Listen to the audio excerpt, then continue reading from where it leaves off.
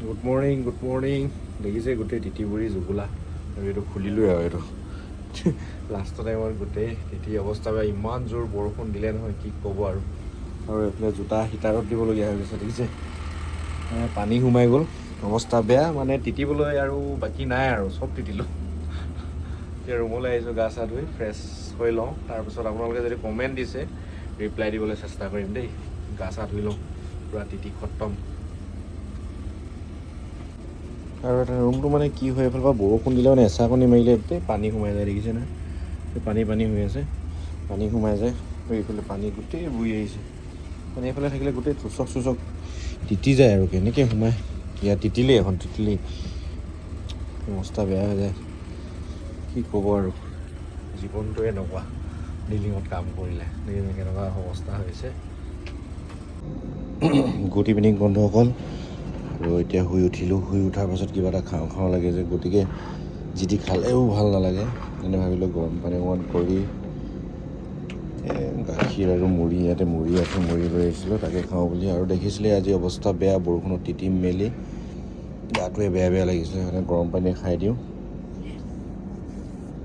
তাৰপিছত ওলাওঁ আৰু ডিউটিকেইটা দেখিছে হেৰি হ'বলগৈ 4:33 হ'লগৈ ওলাবলৈ হ'ল ডিউটি তো ওলাই মেলি আজিও কেচিং হৈ আছে আমাৰ আৰু আমাৰ প্ৰডাকশ্যন কেচিং অৰ্থাৎ আমাৰ লাষ্ট কেচিংটো হৈ আছে 5.5 কেচিং তো এই কেচিংটো কালি দিনটো মানে গোটেই ৰাতিটোৱে ধুনীয়াকৈ চলিলে পাঁচ নিশা ইমান জোৰ বৰষুণ দিলে কি ক'ব আৰু তিতি কালি অৱস্থা দেখিছিলে গোটেই মানে তিতি মেলি অৱস্থা নাই এতিয়া চাহকে খাই মেলি ওলাওঁ আৰু কেচিং আজি ৰাতি শেষ হৈ যাব এই পইণ্টটো আমাৰ শেষ হ'বলৈ হ'লগৈ আৰু কেচিং হোৱাৰ পাছত টিউবিং হ'ব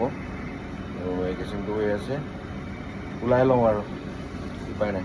বৰষুণ আজি কিন্তু এতিয়া দিনত পূৰা ৰ'দ আপোনালোকৰ ফালে ৰ'দ দিছে নে বৰষুণ দিছে কমেণ্ট কৰি জনাব আমি ৰ'দ দিলেও বৰষুণ দিলেও কাম কৰিবই লাগিব তো ৰিগত কাম কৰিলে এনেকুৱাই আৰু উপায় নাই আৰু এটা কথা আপোনালোকক জনাই লওঁ আমাৰ মানে ড্ৰিলিং ছাইডৰ এইটো লাষ্ট কেচিং হয় যিটো কেচিং আমি 5.5 কেচিং আৰু প্ৰডাকশ্যন কেচিং বুলিও কোৱা হয় যিটো কেচিং আমি কৰি আছোঁ সেইটো লাষ্ট কেচিং ড্ৰিলিং ছাইডত গৰম হৈ গ'ল খাই লওঁ ওলাই লওঁ তাৰপিছত বেছি দেৰি নকৰোঁ